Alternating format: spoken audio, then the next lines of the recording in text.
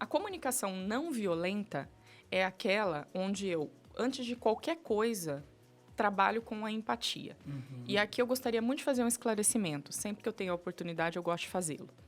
Eu não defendo, não uso como definição de empatia aquela definição que é a mais difundida, talvez, que é me colocar no lugar do outro. Por que que eu não uso? Porque eu não acredito que isso seja possível. Tá? Não é possível me colocar no lugar do William. São muitas coisas envolvidas. Para mim, o que é empatia? A empatia é a habilidade de saber ouvir e, por meio dessa escuta ativa, dessa escuta empática, reconhecer que existem perspectivas de mundo diferentes da minha. Aí eu pergunto para você, fácil fazer isso? Não. Muito difícil. Bem difícil. Que nível de consciência de comunicação que você tem para conseguir fazer isso? Alto. Alto. Muito diferente do que a gente vê todos os dias na rede social. Aqui é zero empatia. Sim. Então, a comunicação não violenta, ela começa por aí. Ela começa com um comportamento empático, entendendo esse comportamento como ouvir, entender a perspectiva do outro e conseguir fazer a leitura do seguinte: pensamos diferente, tá? Pensamos diferente.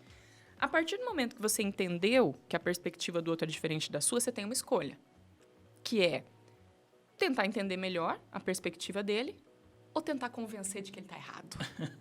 E aí, o que a gente normalmente tenta fazer? A segunda opção. A gente tenta convencer de que o meu jeito de pensar é o jeito correto de pensar. E esquece todo o universo, todo o Esquece todo o histórico, universo. Principalmente as questões sociais, inserção de vida, família. Exato. Esquece tudo, cultura e tudo mais. Exato. Então, de onde que vem aquela frase tão difundida? Política, religião e futebol não se discutem, tá? Por quê? Porque quando se discute, normalmente, política, religião, futebol, são temas onde ou é A ou é B. É aquela polarização que a gente fala. Não existe a possibilidade da gente estar aqui conversando e eu ponderar o que você está dizendo. Então, a comunicação não violenta, ela começa por aí. Ela começa dizendo que, para que eu me comunique de forma não violenta, eu preciso aprender a observar o cenário sem julgar. Sem o julgamento. A observação pela observação. A observação do fato. E não julgar de acordo com o meu prisma, com a minha perspectiva. Porque a partir do momento que eu estou julgando pela minha perspectiva, eu já perco a empatia. Já começa por aí. Para isso, então, é importante ter muita sensibilidade. Demais. Por isso que eu disse que a gente ia falar sobre emoções. Porque eu preciso ter, eu explico no curso, uma alfabetização emocional. Para conseguir olhar, é óbvio que eu, Thaís, tenho as minhas ideologias. E são fortes, você sabe? A gente Sim, a gente claro. se conhece, né, fora, já trabalhamos juntos. Mas será que todas as vezes eu preciso falar? A sensibilidade, William, ela reside justamente no momento em que eu entendo que é bom falar ou que eu entendo que é melhor calar. E a comunicação não violenta, se eu estou trabalhando com essa perspectiva do observar sem julgar, compreender quais são os sentimentos que estão acontecendo naquele momento. Essa fala dessa pessoa, ela está carregada de uma determinada emoção, de um determinado sentimento. Por quê? Porque ali existe uma necessidade. Então, a comunicação não violenta trabalha isso. Eu observo, eu percebo quais são os sentimentos envolvidos. Então, vamos usar o exemplo que a gente falou da falsa enfermeira. Sim. Quando a gente lê os comentários, o que a gente percebe ali?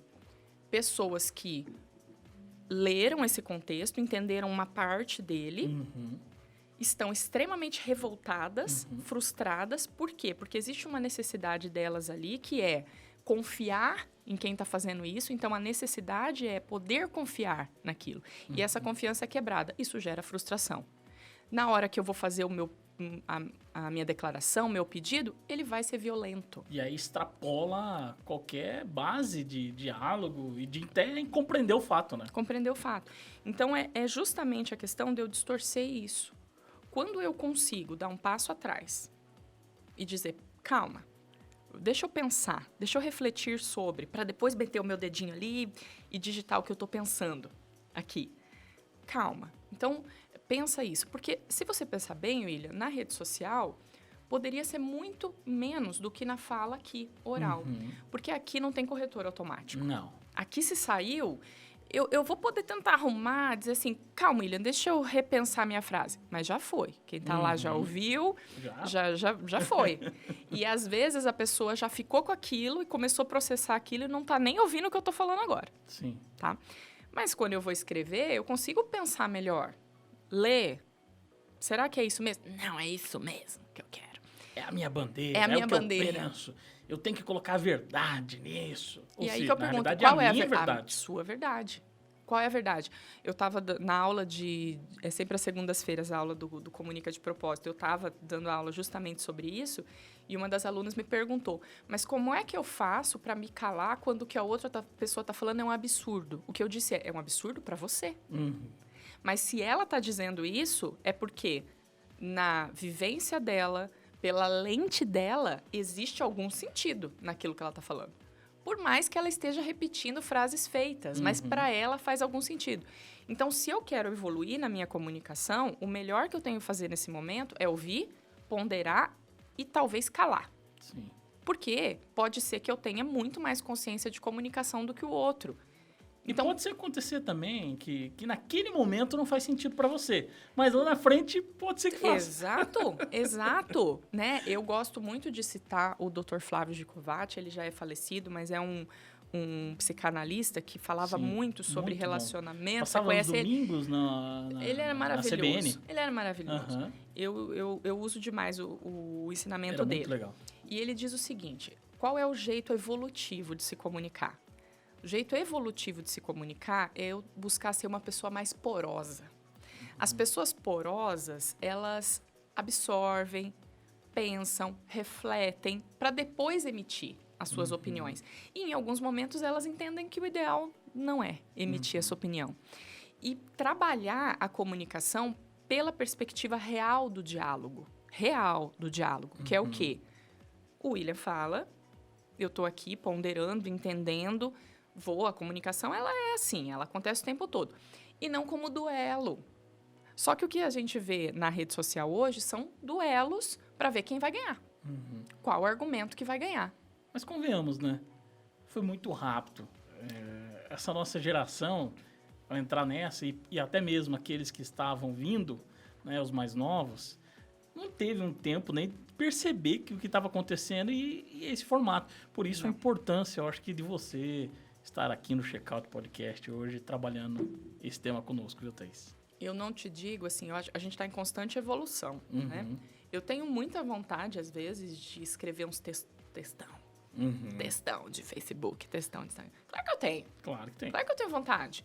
Sabe, às vezes a gente vê algumas coisas e fala, mas meu Deus do céu, né? Como é que vai me falar que uma moeda cola num braço, caramba? Para que eu quero descer. Mas aí é o momento de você pensar, o que eu vou estar agregando? O meu discurso, ele vai construir ou ele vai destruir? A comunicação não violenta, ela tem uma forma de pensar que eu gosto muito. A comunicação, ela pode construir pontes ou muros. Você vai construir alguma coisa. Quando você senta para conversar com alguém, você vai construir alguma coisa. Você pode construir um muro que vai ser uma barreira que talvez é a primeira e última conversa, e cada vez que você vê aquela pessoa, você vai desviar o rumo dela. Ou você pode começar a construir novas pontes que vão diminuir o que eu chamo de abismo do feedback. O que é o abismo do feedback? É a distância que existe entre o que a Thaís fala e o que o William entende. Porque estão várias pessoas recebendo isso que a gente está falando agora. Cada uma delas interpreta a sua maneira. E esse é a maravilha da comunicação humana. E eu acho incrível isso. Sim. Porque quando eu termino uma aula, por exemplo, e eu pergunto para os alunos, o que ficou dessa aula para você?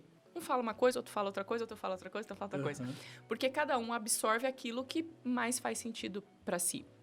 Agora, quando eu simplesmente não penso em construir essas pontes, não tem como a comunicação ser efetiva. Não vou conseguir isso. Sim.